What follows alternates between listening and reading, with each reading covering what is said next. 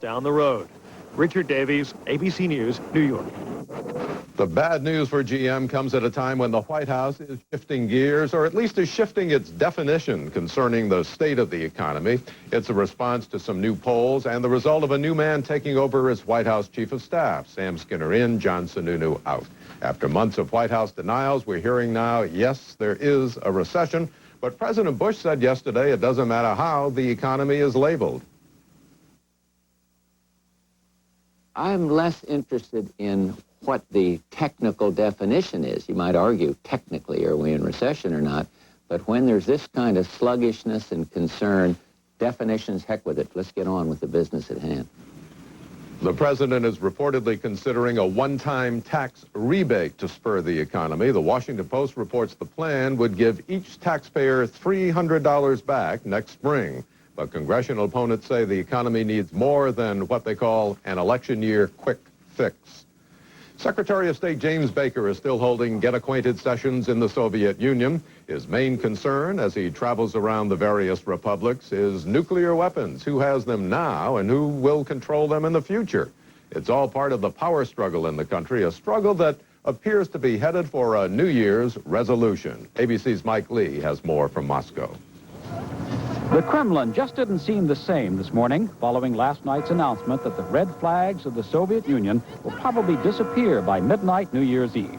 The Russian Federation says it's taking over the entire headquarters of the former communist empire, including the Soviet parliament and the central bank. Russia has not decided what to do with Lenin's tomb, where the most enduring symbol of communism is still on display in Red Square. Also uncertain is the future of the Soviet national airline Aeroflot, which is currently suffering widespread flight cancellations. There isn't enough aviation fuel to go around. Gorbachev reportedly told Russian President Boris Yeltsin yesterday that he would no longer stand in the way of the new Commonwealth. Yeltsin himself announced that the Commonwealth will be in operation by January the 1st. This weekend in Alma-Ata, Kazakhstan, leaders of at least 9 independent republics will meet to iron out a new Commonwealth treaty. The latest proposed title, the Commonwealth of Euro-Asian States. The old USSR will become the CEAS. The issue of control of nuclear weapons is already causing friction within the new alliance. Kazakhstan declares it will keep its rockets because the Russians intend to keep theirs. Help for keeping people healthy arrived last night in several plane loads of privately donated medical supplies from Project Hope in America. On the streets of Moscow this morning, people saw no evidence of the large amounts of Western food aid which has been promised. That is an issue, Mort, which has become somewhat lost in this week of politics. The winter coming on, people fearing worsening conditions, and possibly some revolts in some areas. And Mike, how is it affecting people in the Soviet Union? How are they coping with the current change and the potential for more change? Not very well. I've put together an example here. These are 10-ruble notes, 5,000 rubles here, which is a typical one-year salary for a Russian worker. Now, of course, increasingly, the Russians and other members of the Commonwealth are going to have to live, buy products, and live according to prices tied to the dollar. This 5,000 rubles today, one-year salary, is worth $50. All right. 2 years ago, when prices were still being subsidized, if you try to buy meat for your family, say 2.5 pounds per week of beef, once a week for a year, it would cost you 360 rubles, about 7% of your salary. Today, because of inflation and tied to the dollar, it's just the opposite. It would cost you this much, about 96% of your yearly wage, if you bought meat once a week, leaving you about $3 worth out of a year's salary. So as a consequence, people just aren't buying beef. Good explanation, Mike. Thank you. Mike Lee in Moscow. In health news this morning, the experimental drug Taxol appears to be successful at fighting breast cancer. Researchers say they studied 100 women with advanced breast cancer, and they say Taxol either shrank or eliminated the tumors in more than half the cases. Taxol comes from the bark of the Pacific yew tree. So far, the government has not approved it for general use.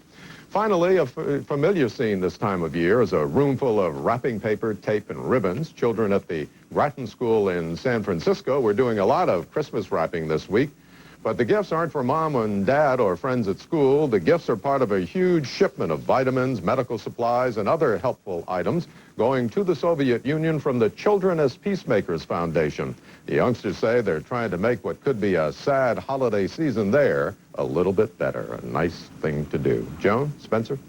Keeps the meaning of Christmas alive. Yeah, it's a nice Thanks, gesture. Moore. And it is beginning to look a lot like Christmas, isn't it? Yeah, it's all over the two northern corners of the country. Lots of snowfall, and it's pushing its way into other areas as well. So I'll show you what's going on, Joan. Here we go with today's outlook. Heavy snow will continue to fall over parts of... Else in the world is known for the past week that the country he once led is dead.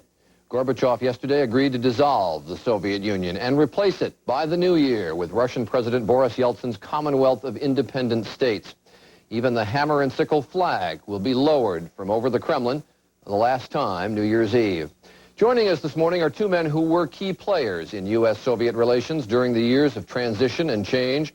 Arthur Hartman was the U.S. ambassador to the Soviet Union from when Gorbachev first emerged as leader, and he's joining us from Moscow this morning. Also joining us from Washington is Caspar Weinberger, former Secretary of Defense, and I thank you both for being with us. Ambassador Hartman, let me start with you. In agreeing to the end of the Soviet Union yesterday, did Mr. Gorbachev essentially concede defeat? Yes, I'm not sure in the end it'll be defeat in the sense that he's really responsible for having brought this whole process to the point that it has now reached. And in fact, what we're seeing now is the emergence of Russia. Russia is now going to be the country that we look to that covers this vast territory and has this great power. Well, when I use the word defeat, I mean he has fought now, really since the coup, for the Union Treaty to hold the republics together. He's basically saying he can't do it. He's giving up, and he's basically turning it over to Mr. Yeltsin to try to form some other kind of agreement. That's correct. That's correct. I think that's what's happened. I think Mr. Yeltsin moved in order to be absolutely certain that the Ukraine didn't move so far away from connections with Russia that their economic and political situation would be impossible. And I think he's achieved that in this Commonwealth compromise. That's an interesting point. Was Mr. Yeltsin simply trying to keep Ukraine inside the boundaries of whatever kind of political agreement can be worked out, or was he making a bid personally for power? Well, I think the two are obviously combined. I think there may be two or three other reasons, including the economic reasons. I think that he felt that this was now the only solution, that the union was not going to work. Mr. Gorbachev's mistake, I believe, was that he tried to impose a union solution. And the political revolution that he had unleashed is one which led everybody to want to practice their nationalism for a while. Caspar Weinberger, let me turn to you. Is this a transition that can work? Is this a commonwealth that can function? Oh, I think so. I think it'll take some time because it isn't easy to move from a rigid, repressive communist society and socialist economics to a free market. But that is what's going to happen now, and that's why it's so extremely good for all of us, particularly here in the United States and our allies, that Mr. Gorbachev has agreed to go, because he would never concede that they needed the kind of radical economic change and reform that Mr. Yeltsin and the others have seen from the beginning. Well, you make an economic point, and I'll turn to the economics in a minute, but from the political standpoint, Mr. Hartman makes an interesting point. We now turn from the Soviet Union to the dominance of Russia, and yet we're talking about a commonwealth in which he's trying to bring in a number of states. Already we're seeing some squabbling between the states as to just how dominant the Russian Republic will be, and I'm wondering if they can politically function in this new setup. Oh, I think so. You're always going to have disagreements. These are people who want their own independence and their own sovereignty. And there are bound to be disagreements. They're neighbors, and they'll have some differences of view, differences of opinion. But they'll be very busy trying to regain their economic strength. I know we'll talk about that in a moment, but they'll be so busy with that, I don't think they're going to have time for any very serious squabbles as to who's dominant. Russia is an enormous country and has most of the resources and the people and the territory. But the Ukraine is very large too. These are just like a lot of countries in Europe, where there one or two are bigger than the other, but the others have been managed for close to 1,000 years to exist as separate sovereignties. And I think the same thing will happen in the space that used to be called the USSR, and I think it'll be a very good thing for us and a very good thing for the world. world. Mr. Hartman, let me try that question on you, because there has been jealousy of the Russian Republic by other republics. There are severe ethnic differences between the republics. There is already squabbling now as to whether Russia will be the sole nuclear power. There is squabbling over whether Russia will get the Security Council seat in the UN. A lot of issues to work out. Can they come together smoothly? Well, if you like your transitions nice and neat, I don't think this is going to be a nice and neat transition. I think restraint is what is called for, and I'm not absolutely certain that the leaders in the various republics can, in fact, exercise restraint. For example, take the Ukraine.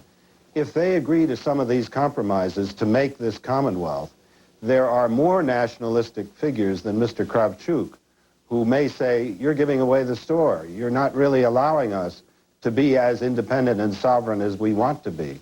For example, there are 18 million Russians who live in the Ukraine, and Kravchuk so far has talked very nicely to them, saying, you know, we'll all keep our ethnic cultures. But if they don't continue that kind of line, if they go to a more nationalistic line, there are going to be ethnic and nationalistic problems. Mr. Weinberger pointed us to the economic problems that exist. We're going to take a commercial break, come back, talk about those. Good Morning America will continue in just a moment with Arthur Hartman and Caspar Weinberger, talking about the new situation in the old Soviet Union. We'll be right back.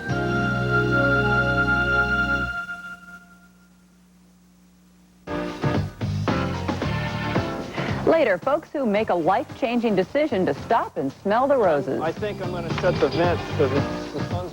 And it's now 18 minutes after 7. Truly historic changes in the old Soviet Union, the new Commonwealth of Russian states announced, or Soviet states, or independent states, however you want to word it. They're not sure yet how they're going to. Announced yesterday, so we're back with former Secretary of Defense Caspar Weinberger, who's joining us from Washington, and former U.S. Ambassador to the Soviet Union, Arthur Hartman, who is joining us from Moscow. Mr. Weinberger, you pointed in the direction of the economic situation. We and the rest of the world are so worried about the political ramifications of this, the political changes. To the average Russian, do they care facing the kind of winter they've got?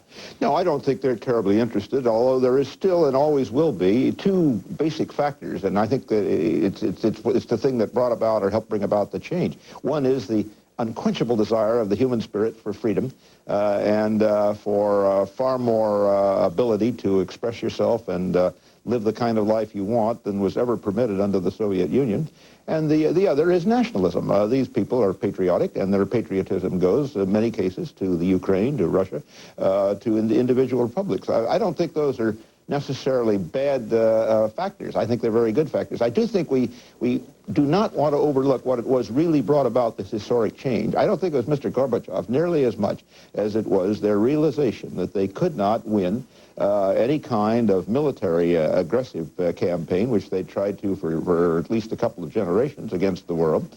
And it was also the recognition that their economic system, socialism, communist economics, was a total and complete failure.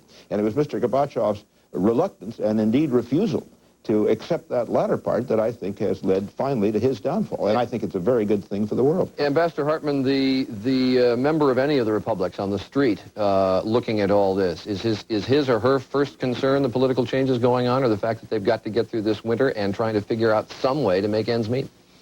Well, I think if you're talking about the people on the street, they're certainly going to be less interested in politics and more interested in what the politicians can produce. And I think you're going to see over another period of time that these politicians, many of them, are going to be eaten by their own revolution, in the sense that if they don't begin to produce more for the people, they're going to lose in any kind of democratic electoral contest. But are you saying, therefore, that you don't think that the political structure that's being set up now is in any way assured unless there can be some kind of economic stability? I think we're seeing a process, and this is not the end of that process.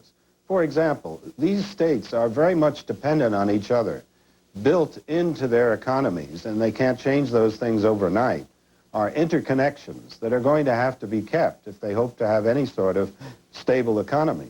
For example, airplanes are, some of them, designed in Moscow and built as far away as the Ukraine or Kazakhstan or Uzbekistan. And you can't recreate these things within national borders. I think sooner or later they're going to realize they have to keep down barriers between them, go through a kind of process that we see in the European community. where while you started with national states and sovereignty, quickly you began, they saw the absolute necessity of bringing their economies closer together. Caspar Weinberger, the Secretary of State, is now in, I don't know what to say anymore, the Commonwealth of Independent States, I guess. That used to be the Soviet Union. Traveling state by state, trying to figure out what kind of nuclear structure is going to exist in the future. Can this be maintained as a unified nuclear structure among the 4 republics that have nuclear weapons? Well, it can be, yes. There's nothing that prevents agreements between separate, independent, sovereign states. We have a lot of them. And I don't see any reason why these 4 states that have the nuclear weapons can't do that. Who has the football, then? Who carries the codes? I think Mr. Yeltsin has said many times that the release order, should it ever have to come, would come only after consultation and agreement with the heads of the 4 states. The other thing, however, is that we're talking now about reductions and ultimately perhaps even abolition of these weapons in the space that used to be the Soviet Union. And I think it'll be infinitely easier for us to secure agreements of that kind with 4 states that are terribly busy trying to become economically self-sufficient and are not interested in war or aggressive agendas. So I hope that's what happens. Very interesting. I thank you both for being with us, Caspar Weinberger. Serious.